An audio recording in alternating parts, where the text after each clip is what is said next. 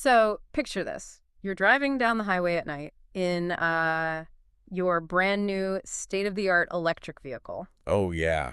The dream scenario. Right. It's beautiful. The ride is totally silent. The cabin is sleek. The ambient lighting is perfectly dialed in. You're flying a spaceship, basically. Exactly. You are piloting a zero-emissions spaceship, but then your eyes dart down to the dashboard. And the battery gauge, which you thought had plenty of buffer left, is dropping. And it's always dropping faster than you think it should be. Way faster. Like maybe it's super cold outside and the battery heater is just eating your range, or maybe you've been fighting a huge headwind, right? Or you just drove a bit too fast on that last hill. We've all done it. So you tell yourself, hey, don't panic. You have a public charging station mapped out at the next exit. You pull off the highway, you roll up to the charger, and the screen is completely blank. Oh, no. Yeah. There's just a piece of paper taped to the handle that says, out of order. And your battery ticks down to 1%. That is genuine nightmare fuel. And then 0. The dashboard lights up with all these warnings. The vehicle slowly coasts to a halt on the dark shoulder of an unfamiliar road. And the realization just washes over you. You are completely, utterly stranded. Yeah, you're not going anywhere. And here is, I think, the ultimate irony of this whole situation. The cutting-edge, high-tech, green EV revolution is currently being saved by, get this, a small machine holding 6 gallons of gasoline. It sounds like a joke, right? It really does. So, okay, let's unpack this, because that exact scenario is playing out all the time now across the country, and it represents a massive logistical bottleneck for modern driving. Huge bottleneck. Yeah. Today, we are doing a deep dive into a really fascinating stack of internal documents. We've got service outlines from the E-Race Rescue nationwide network, regional data from Vancouver mobile EV charging, and some historical records of a company called MoPower2U. It's a really interesting mix of sources. It is. And the mission of this deep dive is to explore how emergency roadside assistance is fundamentally evolving, like right now, to meet the very specific physical demands of electric vehicles. Because it has to evolve. Right. We are witnessing a massive shift away from those heavy-duty mechanical tow trucks we all kind of grew up with, moving toward high-tech, decentralized, on-the-spot mobile energy delivery. Yeah, it's a critical paradigm shift. Yeah. And it's happening, honestly, out of absolute necessity. What's fascinating here is we're basically watching the traditional tow truck become obsolete for an entire class of driver. Wow, really? Obsolete? Pretty much, yeah. I mean, for over a century, the internal combustion engine has dictated all the rules of roadside recovery. Right, the gas car breaks down, you call a guy. Exactly. A big truck arrives, hooks up a winch, drags it onto a flatbed, or, lifts 2 wheels off the ground and just hauls it away to a repair shop. The whole industry is built on moving the car. Physically relocating it, yes. Yeah. But treating a highly sophisticated EV like a mechanical gas car during a breakdown is not just inefficient. It is actually a recipe for catastrophic, totally irreversible damage to the car's core architecture. We really have to unlearn what roadside assistance even means, don't we? We do, entirely. Well, let's start right there with the danger of the physical tow, because I was looking through these service parameters from the e-rescue network, and they explicitly state that you cannot simply put a dead EV in neutral and drag it onto a truck. Right, do not do that. They say doing that risks severe damage to the drivetrain and the high-voltage battery, but I mean, if I drive a regular gas-powered sedan and the alternator dies, the tow guy just pops it into neutral and rolls it. Why is rolling a dead EV such a cardinal sin? So it comes down to the fundamental physics of the electric motor, specifically the mechanics of regenerative braking. Okay, break that down for us. Well, in a traditional gas car, when you shift the transmission into neutral, you are physically, mechanically disconnecting the engine block from the wheels. Like separating 2 gears. Exactly. The wheels can spin freely as much as they want, and the engine just sits completely idle. Nothing connects them. But in an EV, there is no traditional transmission to disconnect. Wait, really? None at all? Right. The electric motors, which are usually, permanent magnet synchronous motors or AC induction motors, they are directly and permanently coupled to the wheels through a fixed gear ratio. Oh, wow. So if the wheels are turning, the internal components of the motor are turned. Yes. There is literally no physical way to separate them, and that is the absolute crux of the issue here. Because they're always locked together. Yeah. When you drive an EV and take your foot off the accelerator, the car slows down because the electric motor essentially runs in reverse. It becomes a generator, right? Exactly. The kinetic energy of the moving car forces the magnetic fields inside the motor to interact. and that induces an alternating electrical current. And that current goes back into the battery. Right. It gets routed back to recharge it. That's regenerative braking. It's a beautifully efficient closed-loop system, but only when the car is awake and actively managing that flow of power. Okay, I get the physics. It's like forcing a powered-down wind turbine to spin in a hurricane. But let me push back for a second here. Sure, go. If I am broken down on the side of a highway and there are semi-trucks flying past my window at 75 miles an hour, I do not care about my battery's sine wave or the magnetic fields or any of that. I just want my car off the road immediately. Of course. That's totally natural. Right. Wouldn't a massive tow truck still be the absolute fastest physical removal? Just get the car on the truck, get me in the cab, and let's get out of here. I mean, it is a completely natural human reaction to want immediate physical removal from danger. But the sources actually point out that the logistics of traditional towing prolong your exposure to that danger significantly. Really? How so? Think about the actual mechanical steps involved in a flatbed recovery on a narrow, dark highway shoulder. First, you have the dispatch wait time. Right, because those trucks are huge. Heavy-duty flatbeds are specialized, highly centralized assets. You're often waiting an hour or two just for the truck to even show up, And you're just sitting there the whole time. just sitting there in traffic. Right. Then, the operator has to maneuver this massive vehicle right in front of you, extend a giant heavy metal ramp into active traffic lanes, and execute a really complex lifting procedure. And we just established they can't just drag it. Exactly. Because the wheels cannot turn freely without generating that destructive voltage, the tow operator can't just winch the car up the ramp like they used to. So what do? They have to use specialized equipment, like wheel dollies or skates.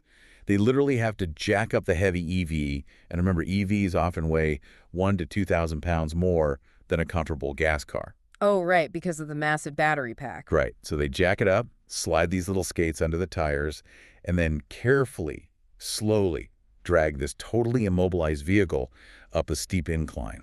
That sounds incredibly sketchy. It is. This entire delicate operation is happening inches away from highway speed traffic.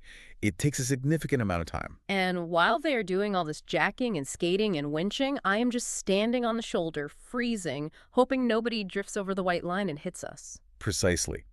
It is highly dangerous. And then here's the kicker. Once the car is finally loaded on the truck, where are you actually going? Nowhere good, usually. Right. You aren't going to work and you aren't going home. You are almost certainly being towed to a centralized tow yard or a locked dealership lot. Because you can't just drop an EV at a random gas station. Exactly. And because it's an emergency tow, usually at night, you will inevitably be hit with daily storage fees, drop fees, and a massive interruption to your life. So you're still stranded. You're still stranded, yeah. Or You've just relocated the stranding to an industrial park, and you've paid hundreds of dollars for the privilege of being there. Okay, so the flatbed is slow, the loading process is incredibly dangerous, and if the operator makes even a slight mistake and lets those wheels roll, they fry my car's computer. Fry it completely. That definitely makes the alternative proposed in these e-rescue and Vancouver mobile documents look incredibly appealing. It really does. The modern solution isn't to move the heavy car to the power, it's to bring the power directly to the heavy car. That's the paradigm shift right there. So let's look at the technology making this possible, because this is wild.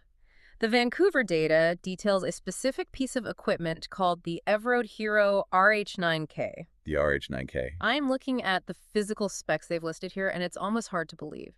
They state this unit weighs roughly 200 pounds and measures 29 by 29 by 29 inches. It's a cube. Yeah, we are talking about a box the size of a mini fridge. But the output is rated at 9 kilowatts of continuous power, with an 11 kilowatt peak. Which is massive for that size. How does a cube that small generate that much electrical force? The power density they've achieved is just remarkable. Yeah. To contextualize 9 kilowatts for, think about a standard wall outlet in a residential home.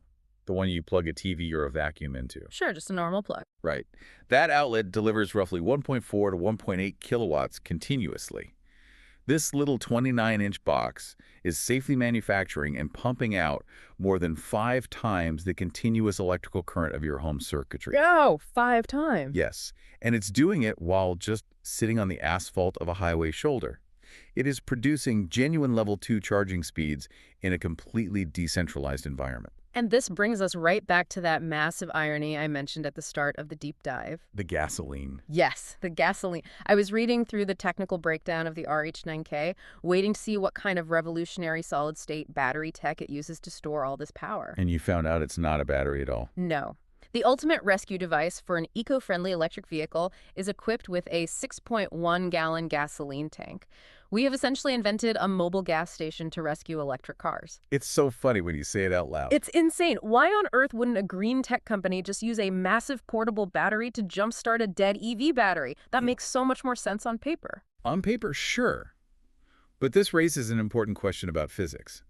It seems totally counterintuitive until you look at the unyielding laws of thermodynamics and the raw mathematics of energy density. Okay, lay the math on me. We have to consider the specific energy of different fuels.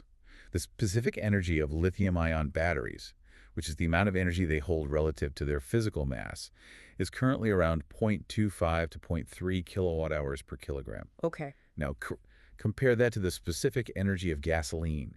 Gasoline is roughly 12 to 13 kilowatt hours per kilogram. Oh, wow. That's a huge difference. It's massive. Gasoline is exponentially more energy dense and easily transportable than literally any battery technology currently available on the commercial market. So batteries are just too heavy for the energy they hold. Exactly. If a mobile rescue fleet wanted to build a portable battery bank capable of delivering a fast 9-kilowatt charge for multiple stranded vehicles throughout a long shift. They'd need a huge truck. Yes. That battery bank would be the size of a massive trailer. It would weigh thousands of pounds, requiring a heavy-duty truck just to haul it around. Which puts us right back to the original problem of heavy-duty towing. Exactly. Okay. And critically, once that massive rescue battery is finally depleted after a couple of jumps, it takes hours to recharge it back at a depot before it can rescue anyone else. Which completely defeats the purpose of being a fast, nimble response unit. If they have to sit at a charger for 4 hours, they aren't rescuing anyone. Precisely. So, by utilizing a highly efficient internal combustion engine hooked up to an advanced alternator and inverter system, the RH9K can facilitate anywhere from 5 to 10 separate roadside rescues on a single 6.1-gallon fill-up. 5 to 10 rescues on 6 gallons. That's incredible. And when it runs empty, it takes 3 minutes to refill at literally any standard gas station on the corner. Then the van is immediately back on patrol. So they never have downtime. Right. This is what we call a bridging technology. We are leveraging the raw, historically unmatched energy density of a fossil fuel, sure, but we are using it exclusively to manufacture highly controlled, incredibly precise AC power on demand. Okay, the precision of that power seems to be a major selling point in all this documentation. The phrase clean power pops up repeatedly in the EE rescue files. It's extremely important. Yeah, there's a very specific technical specification listed for the RH9K that I want to drill into. The spec sheet states that the unit guarantees less than 3% total harmonic distortion, or THD. Yes. Less than 3%. Why does total harmonic distortion matter to a driver sitting in a dead car? Yeah. Like, what is actually happening at the electrical level when they plug this thing in? Honestly, it is arguably the single most important metric on that entire spec sheet. We have to remember that a modern electric vehicle is fundamentally a giant, rolling, ultra-sophisticated computer network. Right, it's not a mechanical beast anymore. No. It is not like a 1990s pickup truck where you can just clamp some jumper cables onto a lead-acid battery, throw some raw spark into it, and force the alternator to turn over. You can't just shock it back to life. No. An EV's onboard charger, which is the internal component that takes alternating current from a plug and converts it into direct current for the battery pack, is incredibly sensitive to the quality of the electricity it receives. Sensitive how? Well, when we talk about alternating current, or AC power, we are talking about a sine wave. Yeah.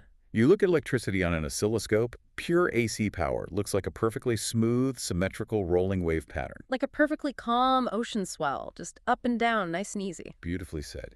Yes. A pure sine wave is consistent and predictable.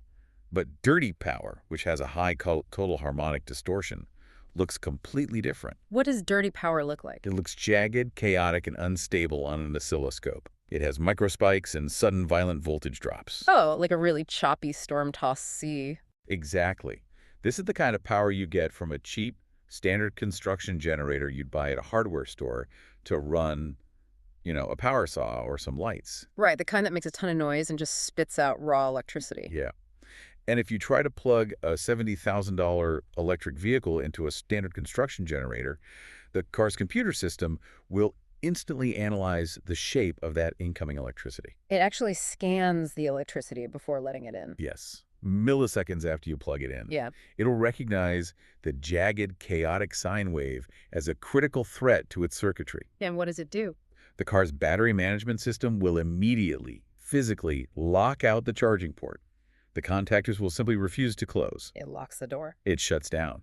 It will simply reject the charge entirely to protect its delicate motherboards and capacitors from being overwhelmed by those microscopic voltage spikes. Wait, really? So even if you threw a cheap portable generator in the trunk of your EV just in case of an emergency, it wouldn't do anything? It wouldn't do a thing. The car would actively refuse the electricity. It would rather stay dead on the side of the road than drink dirty power. It has to. Because if it accepted that dirty power, those voltage irregularities could easily destroy the onboard charging inverter. Which I'm guessing is not cheap. No, it is a multi-thousand-dollar repair, Right. sometimes $10,000 or more. That is exactly why the metric of less than 3% THD is so vital for this rescue equipment. Ah, okay. That makes sense. The RH9K has integrated power scrubbing technology.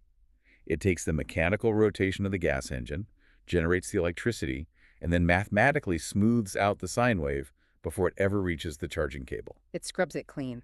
Right. It guarantees a hospital-grade, pure sine wave that perfectly mimics the clean, stable power you would get from a high-end, hardwired charging station mounted in a residential garage. So the car is totally fooled. Exactly. The car's computer analyzes the power, says, okay, this is safe, and opens the gates to the battery. And what's cool is it does all of this heavy mathematical lifting while remaining incredibly user-friendly in a physical sense. Oh, the form factor is brilliant. Yeah, the documents note it features a carbon monoxide auto shut-off safety feature, which is totally crucial for the technician operating it, and it runs at just 64 A-weighted decibels at a distance of 23 feet. Which is very quiet for a generator. Right.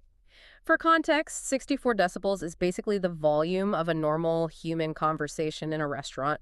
You aren't standing next to a roaring, deafening industrial engine while you wait on the shoulder. You can comfortably speak with the technician or, make phone calls to your family. That really lowers the stress level of the whole encounter. For sure. I also noticed in the Vancouver mobile EV data that they emphasize universal compatibility. They don't just cater to one brand of car. You can't afford to. Right. The unit carries standard SAE J1772 connectors, and they carry the specific Tesla NACS North American Charging Standard adapters. They have to cover everything. Yeah, this means they are rolling up and interfacing with Rivians, Ford Lightnings, Chevy Bolts, Hyundai Ioniqs, BMWs, Teslas. Basically, if it runs on a high-voltage battery, they have the physical hardware and the software handshake protocols to charge it. Universal compatibility is literally the only way a decentralized roadside rescue network can function economically. Because they don't know what they're pulling up to. Sometimes they do, but you cannot arrive at a high-stress, dangerous breakdown scenario and realize your hardware cannot communicate with the vehicle. That would be a disaster. It would. And remember, the standardized J1772 and NACS connectors aren't just dumb plugs. They contain very specific communication pins. Oh, to talk to the computer. Yeah. Before any power actually flows, the generator and the car have to execute an electronic handshake. Like a little digital greeting. Precisely. Yeah. The generator sends a pilot signal saying, hey, I am here, and I can offer you 9 kilowatts of power. And the car answers back. Right. The car's computer responds, I see you. My battery's at a safe temperature. I accept your 9 kilowatts. Duh. The ability of the Evroad Hero unit to flawlessly execute that handshake across dozens of different manufacturer software protocols in the dark, in the rain, is what makes it a viable rescue tool. And that viable tool is being deployed across a very specific high-traffic geographical area. Let's pivot to the map here. Yeah, the coverage zones are impressive. Looking at the operational maps provided by MoPower2U and Vancouver Mobile EV Charging, this isn't just a localized, trial experiment. This is a fully realized macro-level infrastructure project. That's massive. The documents detail an expansive, continuous 130-mile service area stretching directly up and down the I-5 corridor. The main artery of the West Coast. Right. We are talking about unbroken coverage spanning from Portland, Oregon, straight north, across the river through Vancouver, Washington, and then it goes up past Woodland through the Kelso and Longview industrial areas, all the way up to Centralia and Chehalis in Washington state. The strategic choice of the I-5 corridor is just brilliant from an operational standpoint. Why that specific stretch? Well, the Pacific Northwest, and specifically the stretch between Portland and Seattle, represents one of the most densely populated, heavily trafficked routes for electric vehicles in North America. Oh, because everyone drives EVs out there. Right. The EV adoption rate in Oregon and Washington significantly outpaces the national average.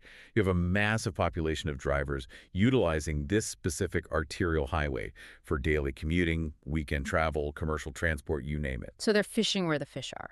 Exactly. Hmm. Maintaining an unbroken 130-mile lifeline along that exact route is targeting the highest possible density of potential failure It's points. a danger zone. It is the exact zone where drivers are most likely to miscalculate their range while pushing between those major metropolitan hubs. Right, trying to make it from Portland to Olympia and falling short.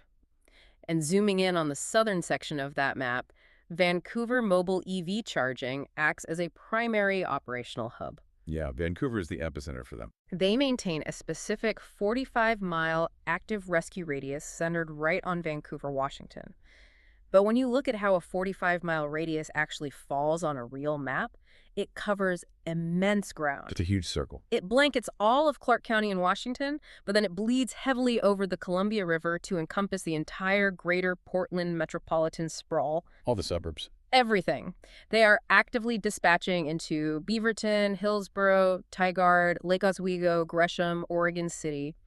If you are anywhere inside that massive urban and suburban footprint, you are inside their rescue bubble. Which is incredibly reassuring for local drivers. And according to the documents, they are aggressively expanding. MoPower 2U is explicitly targeting expansion further north up I-5. Moving towards Seattle. Yeah, they're moving into Tumwater, Olympia, Lacey, and heavily prioritizing coverage around Joint Base Lewis McChord. Which is a massive military installation. Right. Simultaneously, they are pushing the southern boundary down toward Wilsonville, Woodburn, and Salem in Oregon. They are actively trying to close the gaps in the regional charging infrastructure. It's an aggressive growth model, but, what is arguably more impressive than the sheer square mileage of the coverage map is the speed at which they are actually navigating it. Oh, the response times. Yeah. The MoPower 2U operational history highlights a truly staggering data point. They are achieving an average response time of approximately 8 minutes. Wait, 8 minutes? 8 minutes on average. How does the logistical math on that even work? I can barely get a fast food delivery to my house in under 40 minutes. How is a company dispatching an emergency roadside rescue vehicle to a stranded driver on a highway in 8 minutes? I know, it sounds impossible. Yeah. But it works because it requires completely dismantling the traditional towing dispatch model. Okay, walk me through that. As we discussed earlier, traditional towing relies entirely on centralization.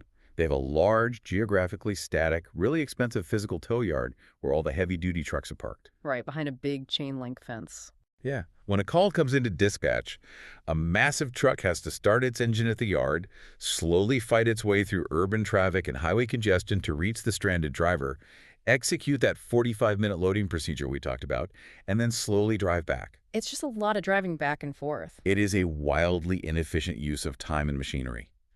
MoPower 2U and Vancouver Mobile EV operate on a totally different model. It's a decentralized, predictive fleet model. Predictive, like they know where you're going to break down. Basically, yeah.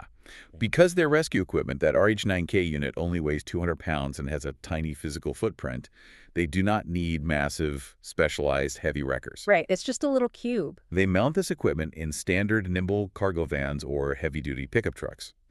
And these vans are not parked at a central depot waiting for the phone to ring. Where are they? They are constantly deployed. They are actively patrolling and pre-positioning themselves throughout that 130-mile corridor based on historical traffic data and rush hour commuting patterns. No, so they're circling like sharks, but helpful sharks. Helpful power sharks, exactly. They are already on the highway before you even realize your battery is dying. That is so smart. And because standard vans are vastly more agile than a 30-foot flatbed tow truck, they can navigate through gridlock traffic much faster. Way faster. They can use the HOV lanes. They can take tight residential detours to get around an accident. And critically, their agility allows them to perform rescues in environments where a flatbed physically cannot operate at all. That's a huge point. Yeah, the documents explicitly state they go off highway. The decentralized van model allows them to navigate into tight apartment complex parking lots, navigate the narrow roads of university campuses, pull into dense corporate office parks, and maneuver through rental car return lots. Which is where a lot of these dead batteries actually happen. Right. Think about the physical clearance height of a downtown parking garage. Most subterranean or high-rise parking structures have a clearance of roughly, what, 7 feet? Usually 7 feet, maybe 8 if you're lucky. A massive flatbed tow truck cannot physically drive up the spiraling concrete ramp of a parking garage to rescue a dead EV on the 4th floor. It would get stuck on the first turn. Exactly. But the van simply drives up, parks next to the dead car, fires up the generator, and provides the charge right there in the parking spot. They meet the vehicle exactly where it died, completely bypassing the physical limitations of legacy towing infrastructure.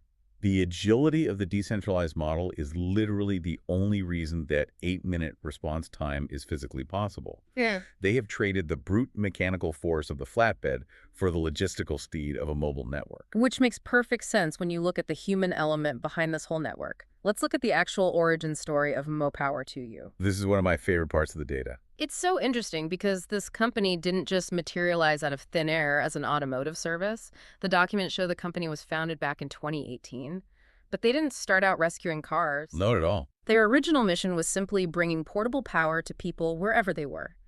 They started in the consumer electronics space, providing portable solar panels and high-capacity lithium-ion battery banks for mobile devices. Right, keeping phones, laptops, and tablets charged at outdoor events or in remote locations. Yeah, totally different scale. But it's a brilliant example of conceptual evolution. If you strip away the sheer physical scale of the machine, what is a stranded electric vehicle sitting on the side of Interstate 5? From an electrical engineering standpoint, Yeah, it is fundamentally just a massive mobile device that ran out of battery. exactly. The underlying problem is exactly the same as a dead smartphone. It is simply a matter of scale and voltage. That's all it is. The founders of MoPower2U recognized that the future of transportation was mobile and electric. They took their existing philosophy of portable, on-demand power delivery, traded their tiny USB cables for high-output Joe 7072 automotive connectors, and just scaled their operational expertise up to the vehicular level. It's a very natural pivot when you look at it that way. And the driving force behind that operational expertise is deeply rooted in the founders' backgrounds. The sources prominently highlight that MoPower2U is a veteran-owned small business operating locally out of Southwest Washington. Yep, veteran-owned and operated. They explicitly state that they built this service upon the discipline, reliability, and commitment inherent in a veteran-owned operation.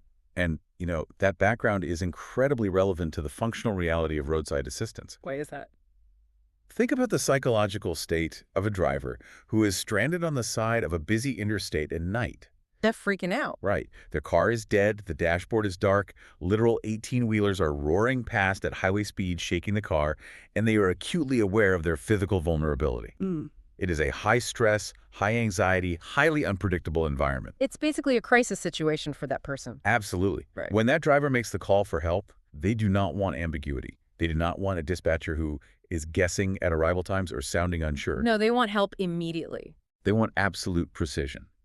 They want to know that the dispatcher is communicating clearly, that the timeline is mathematically accurate, and that the technician arriving on the scene has the situational awareness and discipline to execute the recovery swiftly and safely under immense pressure. Right. You want someone who is cool under pressure. Exactly. The standard operating procedures, the command and control structures, and the incident management skills learned in the military perfectly translate to the chaotic, high-stakes environment of emergency highway rescue. It totally makes sense. It strips the variables out of a dangerous situation and builds immediate trust with the stranded driver. Because when you are sitting in the dark on the shoulder of I-5, you want someone who treats the situation with